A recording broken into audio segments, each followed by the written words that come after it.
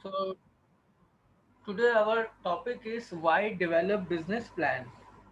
कि वो क्या ज़रूरियात हैं। पहली बात, बिजनेस प्लान कहते हैं किसे, थोड़ा सा हम रिकॉल कर लेते हैं। बिजनेस प्लान कहते हैं a written summary of entrepreneurs propose business venture, its operational and financial detail, its marketing opportunities and strategies, and its managers skills and abilities. बुनियादी तौर पे बिजनेस प्लान जो है एक ऐसी रिटर्न समरी को कहते हैं जिसमें हम फ्यूचर से रिलेटेड डिसीजन मेकिंग करते हैं और अपने बिजनेस की ब्लैक एंड व्हाइट फॉर्म में स्टार्ट से लेकर मेच्योरिटी तक के तमाम मामलात को उसके अंदर इंटर करते हैं। तो ये हमारा क्या कहलाता है, बिजनेस प्लान। अब यहाँ पर अगर हम बात करें कि हम क्यों बिजनेस प्लान डेवलप करते हैं, बिजनेस प्लान को डेवलप करने की रीज़न क्या होती है, क्योंकि अगर हम बगैर प्लान के बिजनेस को डायरेक्ट स्टार्ट करेंगे तो बिजनेस में अनसर्टेनिटीज मल्टीप्लाई हो जाएंगी, रिस्क मैक्सिमाइज हो जाएंगे और बिजनेस के फ्लॉप होने की पॉसिबिलिटीज 99% हो जाएंगी। लेकिन अगर हम बिजनेस को विद प्लान करते हैं तो उसका सबसे बड़ा फायदा ये होता है कि फ्यूचर की अनसर्टेनिटीज को हम मिनिमाइज करने में कामयाब होते हैं। फ्यूचर में हमारा बिजनेस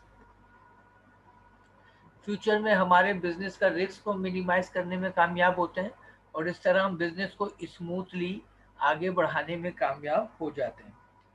हम बिजनेस प्लान के अंदर डेवलप करते हैं मिशन स्टेटमेंट।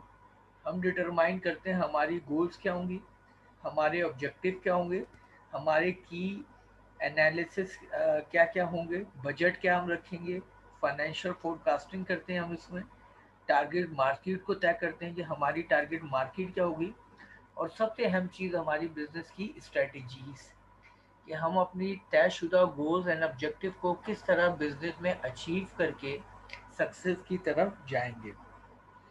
इसके अलावा बिजनेस प्लान को डेवलप करने का मकसद होता है कि हम टेस्ट कर सकें अपने बिजनेस को बिफोर स्टार्टिंग।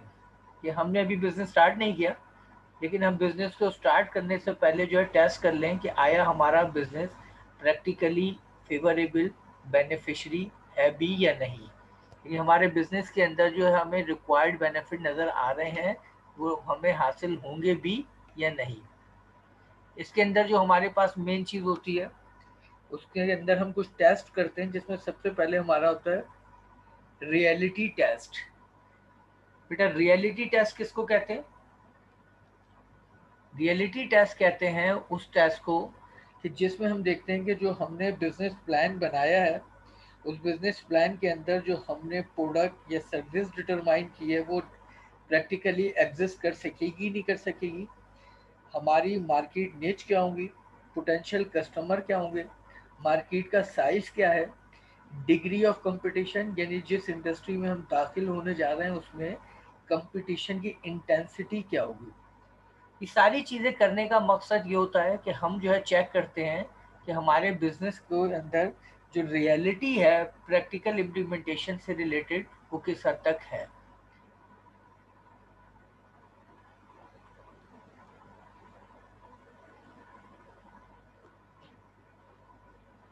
रियलिटी टेस्ट के बाद हमारे पास जो ये सेकंड टेस्ट आता है वो आता है कम्पिटिटिव टेस्ट। और कम्पिटिटिव टेस्ट में हम चेक करते हैं कि जो हम बिजनेस स्टार्ट करने जा रहे हैं उस इंडस्ट्री के अंदर हमारे कंपटीटर कौन है और ये जो हमारे कंपटीटर हैं इनकी स्ट्रेंथ क्या है, हमारे कंपटीटर की वीकनेसेस क्या है और हम कैसे इन कंपटीटर्स का मुकाबला करेंगे और वो क्या कम्पिटिटिव एडवांटेज डेवलप करेंगे जिससे हम अपने कंपटीटर्स को डिफीट कर सकें। इसके अंदर हम देखते हैं cost of raw material and supplier. जो हम बिजनेस करने जा रहे हैं उसमें रॉ मटेरियल की कॉस्ट क्या है और सप्लायर किस तरह के हैं। यूनिट लेबर कॉस्ट, हमारी जो जो भी बिजनेस करने जा रहे हैं उसकी यूनिट लेबर कॉस्ट क्या है। Market determine selling price and gross profit margin, तो जो हम प्रोडक्ट या सर्विस प्रोड्यूस करने जा रहे हैं उसके अंदर सेलिंग प्राइस क्या है, ग्रॉस प्रॉफिट क्या है, प्रॉफिट मार्जिन क्या है और सबसे अहम पॉइंट हम चेक करते हैं break even point for their business. कि हमारे बिजनेस के अंदर जो ब्रेक इवन एनालिसिस है वो करना ज़रूरी होता है ताकि हम ये चेक कर सकें कि हमारा बिजनेस के अंदर किस हद तक हमारी कॉस्ट किस लेवल तक पहुंचेगी।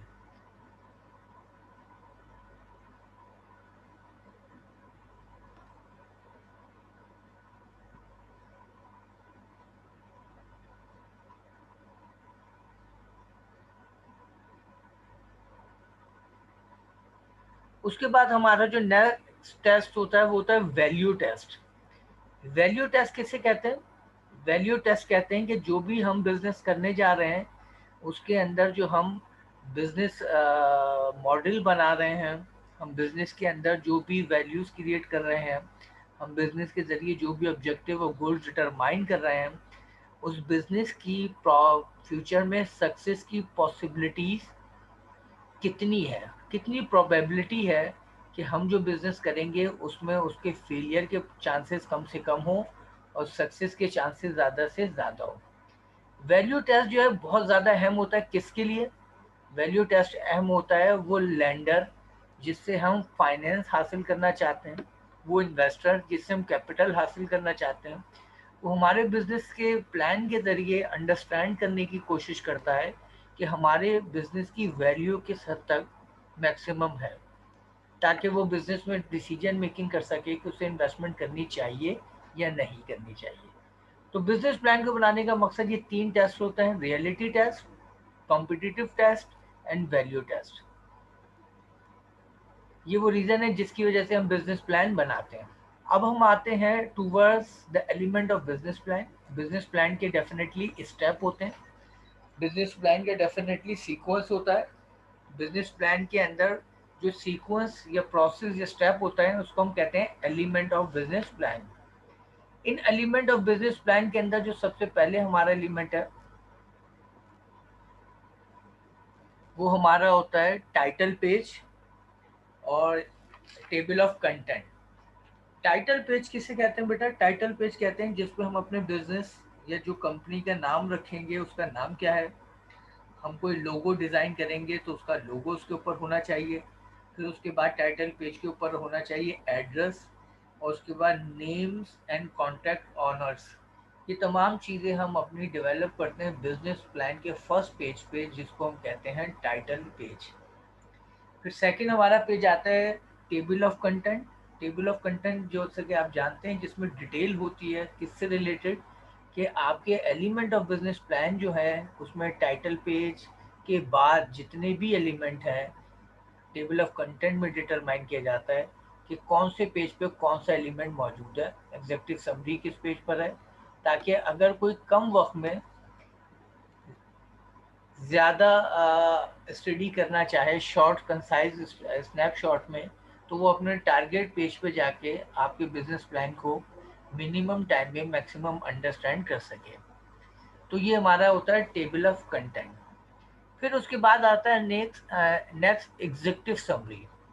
एग्जीक्यूटिव समरी दरअसल आपके बिजनेस का एक कंसाइज इंट्रोडक्शन होता है जिसके अंदर आप बताते हैं कि एक्चुअली जो आपका बिजनेस है, to summarize the presentation to each potential financial institution or investor, entrepreneur should write an executive summary। हम जो है फाइनेंशियल इंस्टीट्यूशंस को इम्प्रेस करने के लिए, उसकी अंडरस्टैंडिंग बढ़ाने के लिए डेवलप करते हैं एग्जीक्यूटिव समरी। और इसकी ख़ास बात ये होती है कि ये बहुत ज़्यादा लेंदी नहीं होनी चाहिए। इसकी लिमिटेशन है कि मैक्सिमम 2 पेज, और इससे ज़्यादा जितनी ज़्यादा कंसाइज हो, 1 पेज, हाफ पेज या 1 या 2 पैराग्राफ, उतना आपके लिए फेवरेबल होता है, जिसमें आप बताते हैं कि बिज़नेस के अंदर जो है आपकी एग्जीक्यूटिव समरी इलस्ट्रेट करती है कि आपकी बिज़नेस के अंदर कैपिटलाइजेशन कैसे क्या हुए, आपकी बिज़नेस का सिनॉप्सिस, आपके बिज़नेस का मॉडल, ये तमाम चीज़ें हम ऐड कर देते हैं अपने एग्जीक्यूटिव समरी में। अगर हम इसको पॉइंट वाइज देखें तो पहला point, the company's business model and basis for its competitive edge. जो आप बिजनेस शुरू करने जा रहे हैं एक्चुअली उस बिजनेस का मॉडल क्या है, और फिर उस मॉडल के तहत आप बताते हैं कि आप वो क्या कम्पिटिटिव एडवांटेज यानी कम्पिटिटिव एज लेकर आ रहे हैं अपने बिजनेस के अंदर। सेकंड, उसके बाद आता है मरहला the company's target market and the benefit of the product and service will provide. आप जो भी बिजनेस करने जा रहे हैं उसमें आप सबसे अहम सेक्शन होता है कि आपकी टारगेट मार्केट क्या होगी, यानी लिटरेट पीपल होंगे, इलिटरेट होंगे, मेल होंगे, फीमेल होंगे, यंगर होंगे, एल्डर होंगे, हाई इनकम होंगे, मिडिल इनकम होंगे। ये जिस तरह आप डिवाइड करते जाएंगे तो आपको पता चलता रहेगा कि आपकी टारगेट मार्केट क्या है। फिर उसके बाद टारगेट मार्केट के बाद आप डिटरमाइन करेंगे कि वो क्या प्रोडक्ट और वो क्या सर्विस है जो आप प्रोड्यूस कर रहे हैं, और क्या वो प्रोडक्ट और सर्विस आपकी इस टारगेट मार्केट को किस हद तक मैक्सिमम लेवल पर सेटिस्फाई कर सकेगी। थर्ड एग्जीक्यूटिव समरी का अहम सेक्शन होता है the qualification of the founder and की एम्प्लॉइज। आपके जो बिजनेस के फाउंडर हैं यानी ऑनर ऑफ द बिजनेस, उसकी जो है एजुकेशन लेवल क्या है, और बिजनेस के अंदर जो की एम्प्लॉइज हैं उनकी एजुकेशन क्या है। बिजनेस की की एम्प्लॉइज वेरी करते हैं बिजनेस टू बिजनेस। कुछ बिजनेस ऐसे होते हैं जिनमें नंबर ऑफ की एम्प्लॉइज चंद होते हैं, लेकिन कुछ बिजनेस ऐसे होते हैं जिनमें नंबर ऑफ की एम्प्लॉइज ज़्यादा हो सकते हैं। तो ये वेरी करता है बिजनेस टू बिजनेस। तो ये की एम्प्लॉइज वो होते हैं जो बिजनेस के अंदर एक बैकबोन रोल प्ले कर रहे होते हैं, और इनकी एजुकेशन, इनकी इंफॉर्मेशन, इनकी एक्सपर्टीज, इनकी स्किल्स, इनकी कॉम्पिटेंसी बिजनेस के ऊपर बहुत ज़्यादा इन्फ्लुएंस रखती है, यानी बिजनेस इनका बहुत ज़्यादा डिपेंडेंट होता है। तो ये एक क्रेडिटर या इन्वेस्टर के लिए जानना ज़रूरी होता है कि इसमें की एम्प्लॉइज की क्वालिफिकेशन क्या है। नेक्स्ट डायरेक्शन जो एग्जीक्यूटिव समरी में होती है वो होती है की फाइनेंशियल हाइलाइट्स। आपको एक फर्जी एक स्ट्रक्चर बनाना होता है जिसमें हाईलाइट करते हैं कि आप फ्यूचर में फोरकास्टिंग क्या कर रहे हैं। इसके अंदर आप बात आते हैं सेल्स एंड अर्निंग प्रोजेक्शन, कि आपकी सेल स्टार्टिंग में आप टारगेट सेल क्या करना चाहते हैं। कैपिटल रिक्वायर्ड, आपको कैपिटल कितने की ज़रूरत है फर्स्ट स्टेज में। रेट ऑफ रिटर्न, आप कितना एक्सपेक्ट कर रहे हैं कि जो आपकी इन्वेस्टमेंट होगी उस पर रेट ऑफ रिटर्न किस हद तक होगा, मिनिमम होगा, एवरेज होगा या मैक्सिमम होगा। और नेक्स्ट उसके बाद आता है when any loan will be repaid, यानी आप ओवरऑल जो भी लोन लेने जा रहे हैं वो लोन कितनी ड्यूरेशन में आप 100% रिफंड यानी पेड कर देंगे। तो ये डिटेल थी हमारी एग्जीक्यूटिव समरी की। अब एग्जीक्यूटिव समरी के बाद जो हमारा सेकेंड स्टेप आता है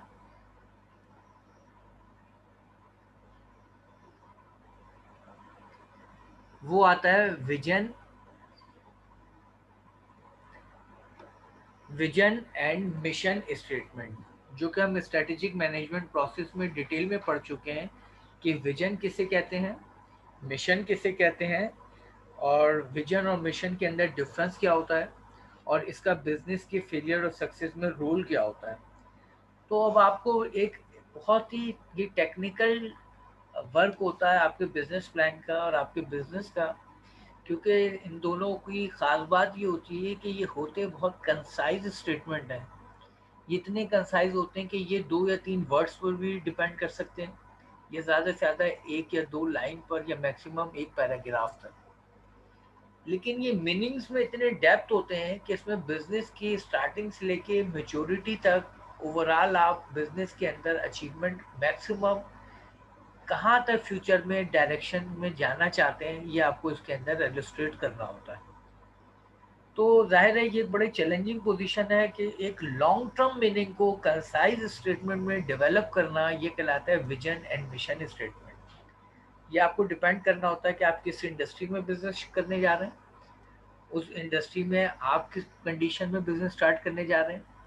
विजन और इस मिशन स्टेटमेंट को आपको बनाने के लिए जो हेल्प मिलेगी, जिस इंडस्ट्री में आप जा रहे हैं बिजनेस करने, वहाँ की mature firm and mature companies के आप विजन और स्टेटमेंट को पढ़ें। वो आपको सपोर्ट फराहम करेंगे कि आपके बिजनेस का विजन और मिशन किस तरीके से होना है। लेकिन ये बिल्कुल सिमिलर नहीं होना चाहिए, इसके अंदर डेफिनेटली चेंज होना चाहिए, लेकिन आपके और मेच्योर ऑर्गेनाइजेशन के विजन और मिशन में सिमिलरिटीज का अनुसार भी होना चाहिए और डिफरेंसेस भी होना चाहिए, ताकि आपकी यूनिकनेस कायम रहे। सेकंड जो हमारा थर्ड स्टेज आता है बिजनेस एलिमेंट में होता है कंपनी हिस्ट्री। कंपनी हिस्ट्री किसे कहते हैं? कंपनी हिस्ट्री की एक नोबल एग्जांपल मैं आपको बताऊं। आप किसी भी ऑर्गेनाइजेशन में जाते हैं, जब विजिट करते हैं, वो ऑर्गेनाइजेशन कोई 10 साल पुरानी हो सकती है, 30 साल पुरानी हो सकती है, 50 साल पुरानी हो सकती है। तो उन ऑर्गेनाइजेशन के जो मेन एंट्रेंस जिसमें सबसे ज़्यादा विजिटर्स आते हैं, वहाँ पे एक कंपनी हिस्ट्री का बोर्ड लगा हुआ होता है। आजकल ये वेबसाइट पर भी मौजूद होती है और फिजिकली ट्रेडिशनल वे में ये फिजिकली एग्जिस्ट करती थी। उस पर लिखा होता है कि कंपनी स्टार्ट किस सन में हुई थी, कंपनी के स्टार्टिंग पॉइंट पे कंपनी के जो बिजनेस का वॉल्यूम था वो कितना स्मॉल था, उस वक्त कंपनी के ऑनर की क्या एज थी, कंपनी के अंदर कितने नंबर ऑफ एम्प्लॉइज थे, और फिर Aahista Aahista step by step आप उसके अंदर एडिंग करते जाते हैं कंपनी की अचीवमेंट को, कंपनी की सक्सेस को, और फिर इस तरह वो एक ब्रीफ हिस्ट्री की शक्ल अख्तियार करती चली जाती है। तो यानी ये जैसे जैसे बिजनेस आगे बढ़ता रहेगा आप बिजनेस हिस्ट्री डेवलप करते चले जाएंगे, तो ये ब्रीफ इंट्रोडक्शन बन जाता है फ्यूचर में वो विजिटर्स या वो स्टेक होल्डर जो आपके बिजनेस का हिस्सा बनते रहते हैं, उनको आपकी कंपनी की पास के बारे में वो नेसेसरी इंफॉर्मेशन फराहम हो जाती है जो उनके लिए ज़रूरी होती है। तो ये भी एक अहम स्टेज है कि आप डेवलपमेंट शुरू कर दें आज ही से अपनी कंपनी हिस्ट्री। नेक्स्ट उसके बाद आता है बिजनेस एंड इंडस्ट्री प्रोफाइल। अब आपको देखना है कि आप जो बिजनेस कर रहे हैं वो डेफिनेटली किसी इंडस्ट्री से बिलोंग करता है, और उस इंडस्ट्री की और बिजनेस की प्रोफाइल क्या है। आपने देखना है कि वो इंडस्ट्री कौन सी मार्केट सेगमेंटेशन को कवर कर रही है, यानी उसकी टारगेट मार्केट यानी टारगेट कंज्यूमर कौन है। चाहे वो रूरल हो सकते हैं, वो अर्बन हो सकते हैं, लिटरेट्स हो सकते हैं, इलिटरेट्स हो सकते हैं, किड्स हो सकते हैं, ओल्ड एज हो सकते हैं, इसी तरह हाई इनकम हो सकते हैं, लो इनकम। ये जो हम डिवीजन करते हैं on the basis of specific characteristic marketing segmentation कहलाती है, जिसके जरिए हम अपनी टारगेट मार्केट तक पहुंचते हैं। तो उस इंडस्ट्री की टारगेट मार्केट क्या है। फिर उसके बाद हम टारगेट मार्केट के बाद देखते हैं मार्केट का साइज क्या है, यानी हमारी जो अवेलेबल मार्केट है जो हमने सेगमेंटाइज की है उसकी ओवरऑल मार्केट की लेंथ कितनी है। फिर हम देखते हैं ग्रोथ एंड ट्रेंड, मार्केट हमारी इंडस्ट्री जिसका हम हिस्सा बनने जा रहे हैं उसकी ग्रोथ पास्ट में क्या रही है, कंटिन्यूसली ग्रोथ अपवर्ड रही है, ये कभी डिक्लाइन और कभी अपवर्ड रही है, तो उसके अंदर जो ट्रेंड एनालिसिस है वो क्या है।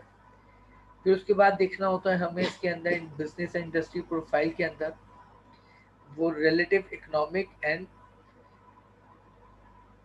कम्पिटिटिव स्ट्रेंथ, कि वहाँ पर जो ऑलरेडी लोग मौजूद हैं उनके इकोनॉमिक एंड कम्पिटिटिव स्ट्रेंथ क्या है, यानी उनकी इकोनॉमिकल कंडीशन क्या है और उनकी कम्पिटिटिव स्ट्रेंथ क्या है, वो किस तरीके से विनिंग पोजीशन पे पहुंच रहे हैं। फिर हमें देखना होता है कि मेजर फर्म एंड इंडस्ट्रीज जो हैं उनकी जो अभी तक कंडीशन है वो क्या है, और उनकी जो अचीवमेंट इकोनॉमिक ऑफ स्केल है वो क्या है। इकोनॉमिक ऑफ स्केल कहते हैं, ये आपने बहुत सारे मुख्तलिफ टॉपिक्स में सुना होगा, कि जिसके अंदर हम अपने बिजनेस को मैन्युफैक्चरिंग के उस लेवल पर ले जाते हैं जिस पे हमारी मैन्युफैक्चरिंग कॉस्ट कम से कम हो जाती है, उसे कहते हैं इकोनॉमिक ऑफ स्केल। तो कुछ बिजनेस ऐसे होते हैं जिसमें इकोनॉमिक्स ऑफ स्केल के बेनिफिट बहुत ज़्यादा हो रहे होते हैं, कुछ बिजनेसेस ऐसे होते हैं जिसमें इकोनॉमिक्स ऑफ स्केल के बेनिफिट कम होते हैं। तो हमें ये देखना होता है कि हमारा जो बिजनेस है उसके अंदर इकोनॉमिक ऑफ स्केल के बेनिफिट ज़्यादा हैं या कम है। तो ये था हमारा industry, business and industry profile.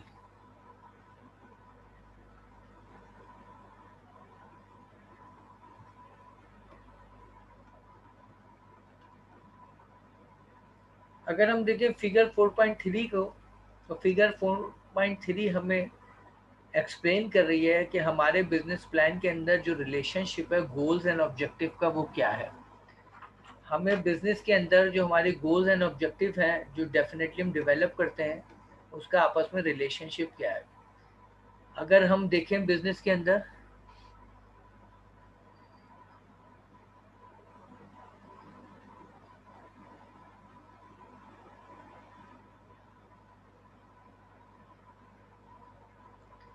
Business के अंदर मिशन, बिजनेस के अंदर गोल्स और बिजनेस के अंदर ऑब्जेक्टिव, इनका रिलेशनशिप क्या है।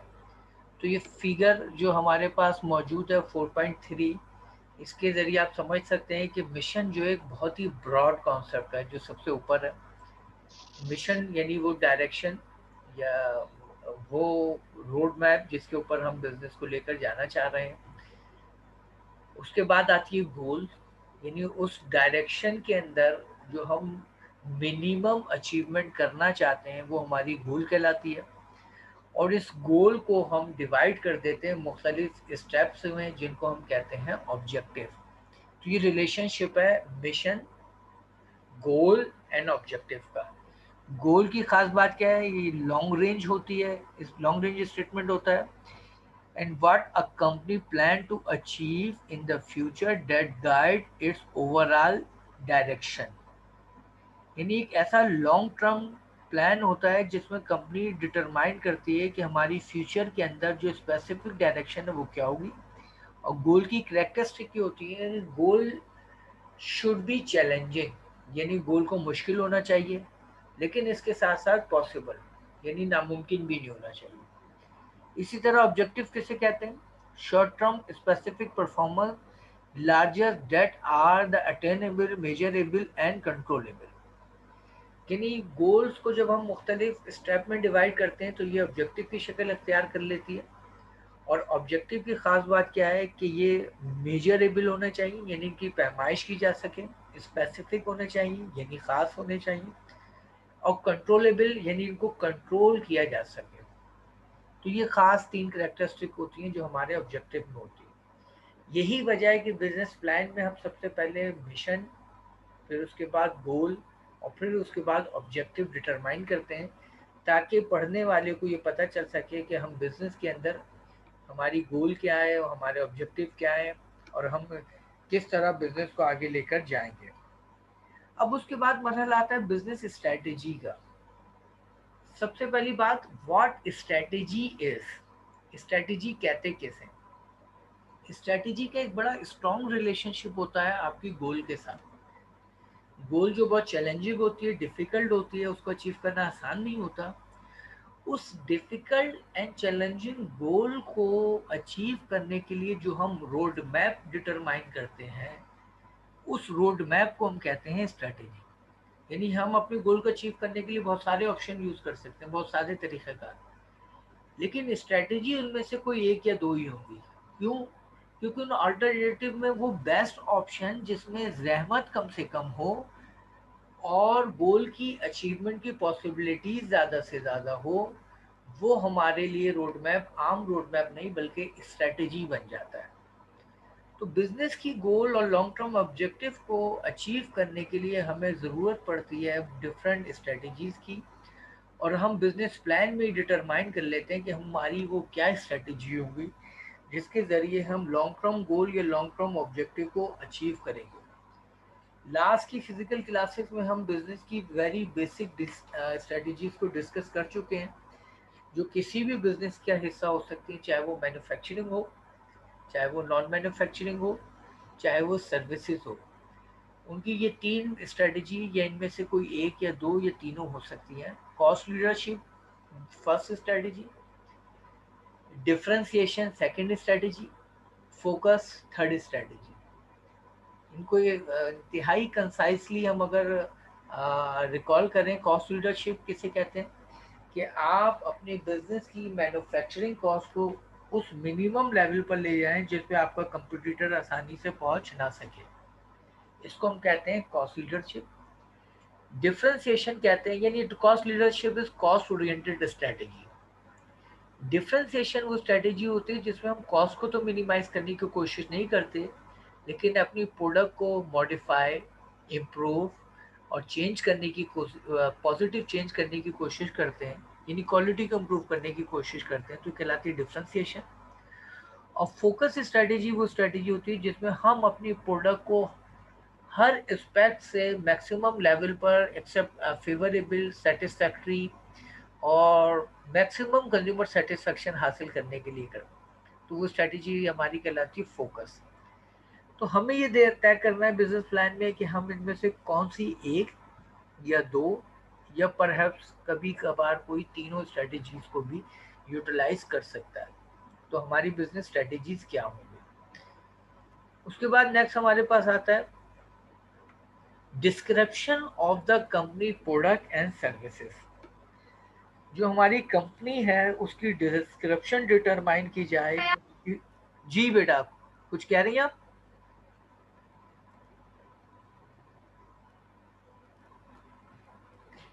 आपको डिटरमाइन करना होता है कि आपकी जो कंपनी की प्रोडक्ट लाइन है वो क्या है, यानी प्रोडक्ट लाइन, प्रोडक्ट वैरायटीज क्या क्या है।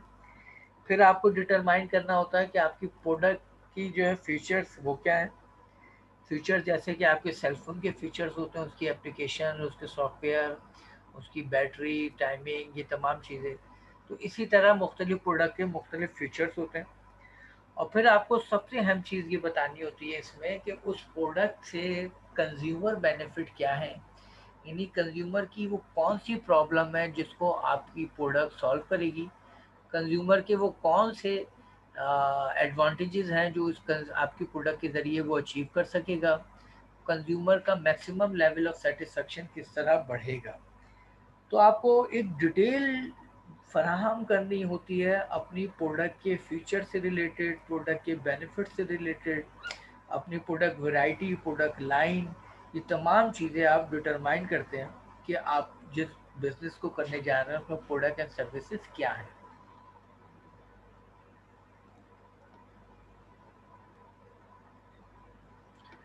उसके बाद हमारे पास नेक्स्ट आता है मार्केटिंग स्ट्रेटेजी। अब आपको ज़रूरत पड़ती है उस स्टेप की बिजनेस प्लान के अंदर जिसको हम कहते हैं मार्केटिंग स्ट्रेटेजी।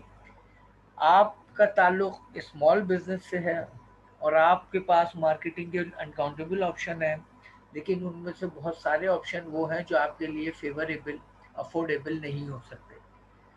मार्केटिंग स्ट्रेटेजी में आपको ये फोकस करना होता है कि वो कौन सी मार्केटिंग स्ट्रेटेजीज हैं जिनकी लो कॉस्ट हो और हाई बेनिफिट हो।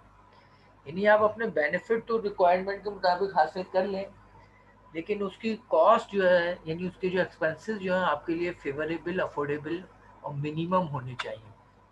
तो ये आपके लिए क्या कहलाती है? ये आपके लिए कहलाती है मार्केटिंग स्ट्रेटेजी। मार्केटिंग स्ट्रेटेजी के अंदर जो है हम देखते हैं कि वो कौन कौन सी स्ट्रेटेजी है जिसकी बुनियाद पर हम अपने बिजनेस के गोल्स एंड ऑब्जेक्टिव को अचीव कर सकते हैं। जैसे कि हम देखते हैं who are my target customer. हमारे मार्केटिंग स्ट्रेटेजी में हम फोकस करते हैं हमारे टारगेट कस्टमर कौन है, उनकी एज क्या है, उनका जेंडर क्या है, उनकी इनकम लेवल क्या है और उनकी अदर डेमोग्राफिक करेक्टरिस्टिक्स क्या है, ताकि हम उनको फोकस करके उनके स्टैंडर्ड को मीट कर सकें। Second, where do they live, work and shop. वो कहाँ रहते हैं, वो कहाँ काम करते हैं और वो कहाँ से ख़रीदारी करते हैं। ये हमें मार्केटिंग स्ट्रेटेजी में फोकस करना होता है। Third, how many potential customer are in my company's trading areas. हमारा जो ट्रेडिंग एरिया हमने डिटरमाइन किया है,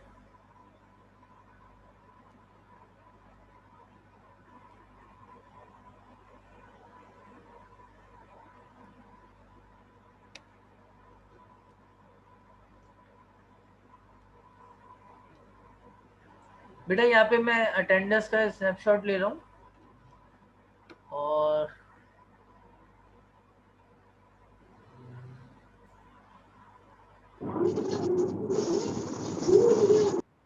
क्योंकि हमारे पास जो स्टूडेंट है वो कम ही शो हो रहा है और टाइम हमारा जो है वो कवर हो रहा है।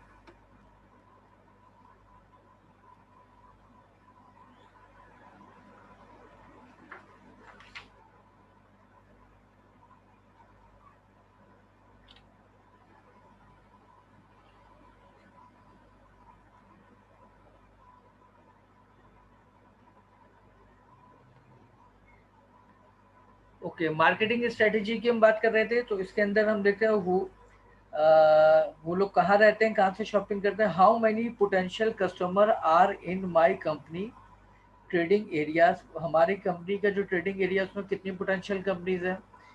Y do they buy, what need and want drive their purchase decision. वो कौन सी उनकी डिज़ायर है जो उनके परचेज डिसीजन पे इन्फ्लुएंस करती हैं।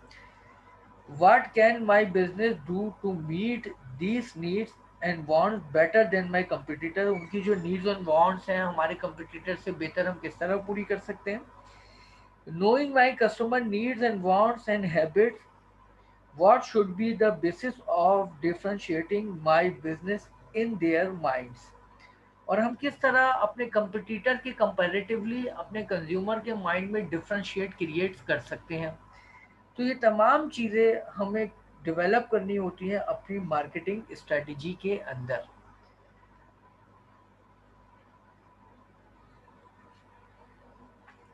उसके बाद हमें देखना था showing customer interest, documenting market claims.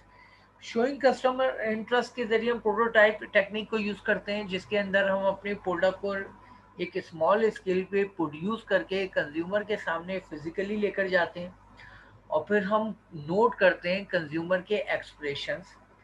इसमें हम देखते हैं कि कंज्यूमर ने प्रोडक्ट को देखते ही किस तरह रिएक्ट किया, उसके देखने के बाद उसको किस हद तक उस प्रोडक्ट ने अपनी तरफ अट्रैक्ट किया। फिर उसके बाद हम देखते हैं कि उसने उसको छूने के बाद किस तरह रिएक्ट किया, फिर उसके बाद उसने उसको इस्तेमाल करने के दौरान किस तरह से रिएक्ट किया, और फिर आफ्टर यूजिंग द प्रोडक्ट उसके जो फीडबैक है वो क्या रहे। तो ये हमारा जो कहलाता है शोइंग कस्टमर इंटरेस्ट, कि किस तरह कस्टमर इंटरेस्ट को बढ़ाया जाए। फिर एक आता है जो सिक्योरिटी से रिलेटेड है, डॉक्यूमेंटिंग मार्केट क्लेम, कि हम अपनी प्रोडक्ट और सर्विस के जो फीचर्स, मैन्युफैक्चरिंग या उसकी कलर डिज़ाइन, इसको जो है कॉपीराइट या उसकी लीगल प्रोटेक्शन में ले जाएं, ताकि उसको कोई कॉपी करके चुरा ना सके। तो ये कहलाती है डॉक्यूमेंटिंग मार्केट। फिर हमें देखना होता है मार्केटिंग स्ट्रेटजी में कि एडवर्टाइजिंग, हमारी प्रोडक्ट एंड सर्विस की एडवर्टाइजमेंट कैसे होगी और हम किस तरह अपनी प्रोडक्ट को कंज्यूमर तक पहुंचाएंगे, इंट्रोड्यूस कराएंगे। और वो एडवर्टाइजमेंट के हमारे पास प्रमोशनल मेथड में बहुत सारे ऑप्शन होते हैं। प्रिंट मीडिया हम यूज़ कर सकते हैं, इलेक्ट्रॉनिक मीडिया हम यूज़ कर सकते हैं, जियो फेंसिंग डिजिटल मार्केटिंग के ज़रिए हम यूज़ कर सकते हैं, ट्रेडिशनल वे में पम्फलेट, पोस्टर, और आज के दौर में एसएमएस मार्केटिंग है। तो ये तमाम वो ऑप्शन एडवर्टाइजमेंट के हैं जिसके ज़रिए हम अपनी प्रोडक्ट को कंज्यूमर तक इंट्रोड्यूस करवा सकते हैं, जिसमें हम अपने कंज्यूमर को बताते हैं कि हमारी प्रोडक्ट या हमारी सर्विस में आपकी प्रॉब्लम और आपकी क्या बेनिफिट, प्रॉब्लम के सलूशन और बेनिफिट मौजूद है। तो हम किस तरह अपनी प्रोडक्ट को एडवर्टाइज करेंगे। फिर उसके बाद हम देखते हैं मार्केटिंग स्ट्रेटजी में मार्केट साइज एंड ट्रेंड। बहुत सी मार्केट ऐसी होती है जो टाइम टू टाइम इंक्रीज हो रही होती है, डिक्रीज हो रही होती है, लेकिन कुछ मार्केट्स ऐसी होती हैं जो कंटिन्यूसली इंक्रीज हो रही होती है। तो हमें देखना होता है जिस इंडस्ट्री में हम जा रहे हैं वहाँ पे मार्केट का करंट साइज क्या है और फ्यूचर में उसका साइज इंक्रीज होने जा रहा है, डिक्रीज होने जा रहा है। ये भी मार्केटिंग स्ट्रेटेजी में कैलकुलेशन होती है, मेजरमेंट होती है, जिसकी बुनियाद पर हम चेक करते हैं कि हमारी प्रोडक्ट में मार्केट साइज क्या है। नेक्स्ट हम देखते हैं लोकेशन। किसी भी बिजनेस में अहम रोल उसकी सक्सेस का जो होता है उसकी लोकेशन का होता है। जितनी आइडियल लोकेशन होती है उतनी ही बिजनेस के कामयाब होने की पॉसिबिलिटी ज़्यादा होती है। जितनी पुअर लोकेशन होती है उतनी बिजनेस के फ्लॉप होने की पॉसिबिलिटी ज़्यादा होती है। तो हमें ये देखना होता है कि हमारा बिजनेस जिस नेचर या जिस इंडस्ट्री से रिलेट कर रहा है उससे रिलेटेड हमारी आइडियल लोकेशन कहाँ हो सकती है, जिसको अचीव करने के बाद हम बिजनेस के प्री डिटरमाइंड ऑब्जेक्टिव को अचीव कर सकें। उसके बाद आता है प्राइसिंग। प्राइसिंग भी बिजनेस मार्केटिंग स्ट्रेटेजी में एक बहुत अहम फैक्टर होता है, क्योंकि अगर प्राइस को सही डिटरमाइन ना किया जाए तो कामयाब प्रोडक्ट भी नाकाम हो जाती है। प्राइस से रिलेटेड हमारे पास बहुत सारे ऑप्शन होते हैं। एक होती है प्रीमियर प्राइस, एक होती है कॉम्पिटिटिव प्राइस। प्रीमियर प्राइस उसे कहते हैं जिसमें हम अपनी प्रोडक्ट को मैक्सिमम प्राइस यानी ज़्यादा से ज़्यादा मार्जिन ऑफ प्रॉफिट रख के सेल करते हैं। कॉम्पिटिटिव प्राइस उसे कहते हैं जिसमें हम अपना मार्जिन ऑफ प्रॉफिट बहुत ही मिनिमम, बहुत ही रियल रखते हैं और हम अपने कंपटीटर का मुकाबला करते हैं on the basis of price. तो हमें ये देखना है कि हमारी इंडस्ट्री में हमें कॉम्पिटिटिव प्राइस रखनी चाहिए या प्रीमियर प्राइस रखनी चाहिए, हमारी डिस्काउंट पॉलिसीज़ क्या होनी चाहिए, हमारी बिजनेस की जो पेमेंट का प्रोसीजर है, तरीक़ेकार, वो क्या। ये तमाम चीज़ें हम इसमें तय करते हैं कि हमारे बिजनेस की प्राइस से रिलेटेड क्या स्ट्रेटजी होनी चाहिए। यहाँ पे फिगर 4.4 को अगर फोकस करें तो ये प्राइस एंड परसीव क्वालिटी को, रिलेशनशिप को कोरिलेट कर रहा है कि प्रोडक्ट की प्राइस किस तरह कंज्यूमर के परसीव क्वालिटी को डिटरमाइन करती है, यानी आपकी प्राइस का कंज्यूमर की क्वालिटी, अंडरस्टैंडिंग, एक्सेप्टेंस की तरफ क्या रिलेशनशिप होता है। तो अब अगर आप देखें हाई प्राइस के अंदर contradictory image, target is unknown, that is the dangerous position to be in. Second, upscale image, target is those who want the best and are able to pay for it.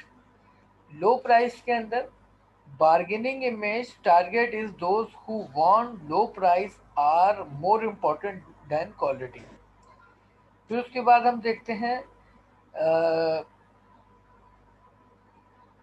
High perceive quality और लो price के अंदर value image, target is those who are looking for value for what they spend.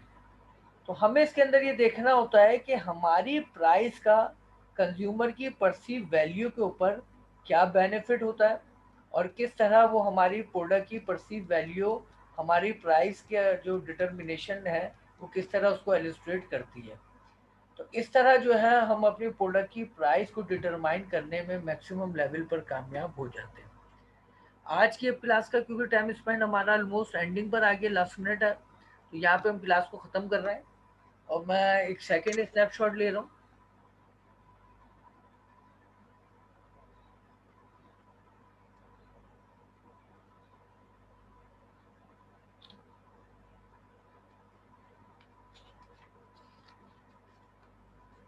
Next class में इंशाल्लाह हम जो है इसको सिलसिले को आगे बढ़ाएंगे। अल्लाह हाफिज़।